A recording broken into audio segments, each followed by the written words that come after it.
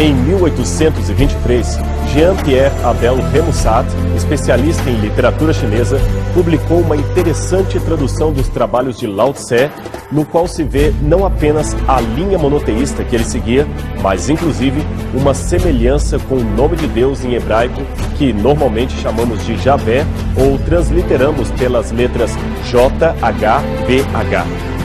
Veja a semelhança com a Bíblia. Ele havia dito: aquele que olhais e não vedes, chama-se J. O que escutais e não ouvis, chama-se H. O que vossa mão busca e não pode tocar, chama-se V. São três seres incompreensíveis, que não formam mais do que um. O primeiro não é mais brilhante, o último não é mais escuro. Antes do caos que precedeu o céu e a terra, existiu um ser, um só, imenso, silencioso, imutável, mas sempre ativo. Este é a mãe do universo. Ignoro o seu nome, mas o simbolizo pela palavra Tao, que significa razão primordial, inteligência criadora ou caminho. Pode-se dar um nome à razão primordial.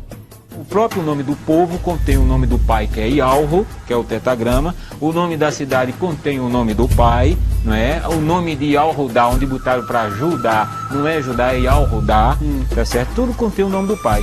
Ialro é o tetagrama, é o nome do pai, e Shua é o prefixo de salvação. Mas como é o nome de Jesus Cristo? Ialru.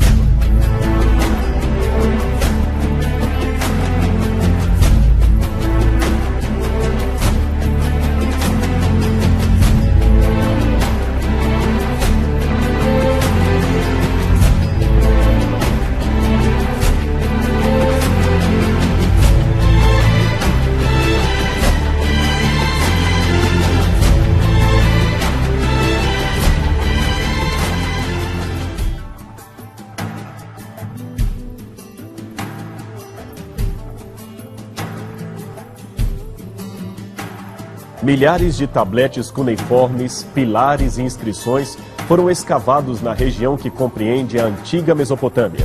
Eram recibos, cartas, leis, documentos de propriedade, etc. Alguns tinham por conteúdo listas genealógicas e histórias tradicionais sobre os primórdios da humanidade. Ao avaliá-los, qual não foi a surpresa dos arqueólogos ao perceberem que muitos traziam semelhanças bastante acentuadas com o que seria posteriormente escrito na Bíblia. Uma extraordinária coincidência foi percebida, por exemplo, na forma como os antigos documentos egípcios e mesopotâmicos chamavam o primeiro ancestral da humanidade. A grafia do seu nome variava entre Adamu, Adime, Adapa, Alulim, Alorus, Atam, Admuzi e outros. Ora, não seria razoável supor que todas estas formas constituiriam variações ortográficas do mesmo nome Adão? Note que a forma hebraica Adam se adequa naturalmente em todas estas variações. A semelhança fonética é muito acentuada. É como se conhecêssemos um homem chamado João, mas que os alemães chamariam de Johanan, os ingleses de John, os espanhóis de Juan e os franceses de Jean. Apesar das diferenças idiomáticas, existe uma raiz temática que permanece em todas as formas de escrita ou pronúncia daquele nome.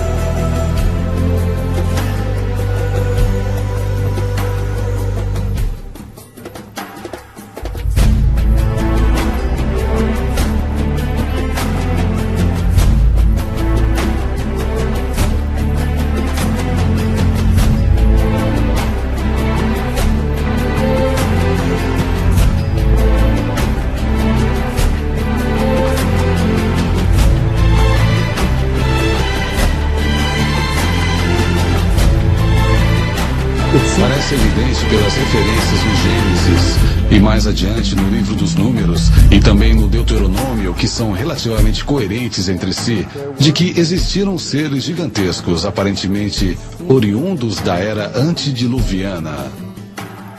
Plantas e animais viveriam mais e ficariam maiores, e isso é precisamente o que encontramos na estrutura geológica dos registros fósseis.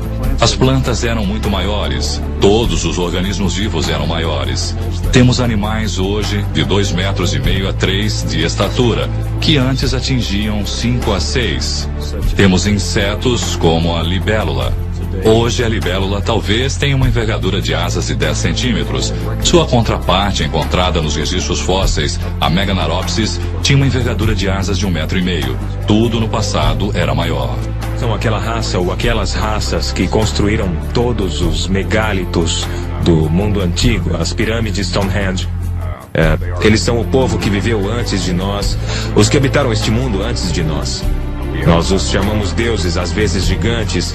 Eles deixaram suas obras e nós não conseguimos reproduzi-las. Somente agora aprendemos a realmente apreciá-las.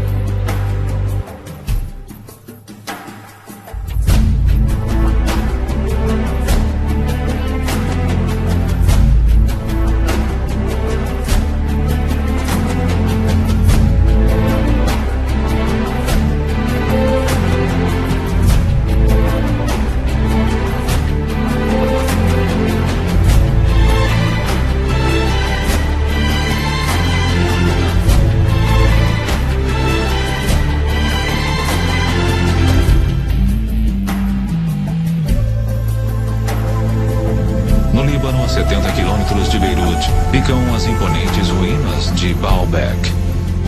Baalbek, em particular, é um ótimo exemplo. É onde estão os trilitons, as maiores pedras do mundo já usadas em construção. São tão grandes que nem sabemos seu peso. Essas pedras foram cortadas e deslocadas 8 quilômetros, erguidas 8 a 9 metros no ar e assentadas tão juntas que não podemos enfiar uma lâmina de barbear ou um pedaço de papel entre elas. Não sabemos como fizeram isto. Não existe guindaste capaz de erguer pesos como daquelas pedras.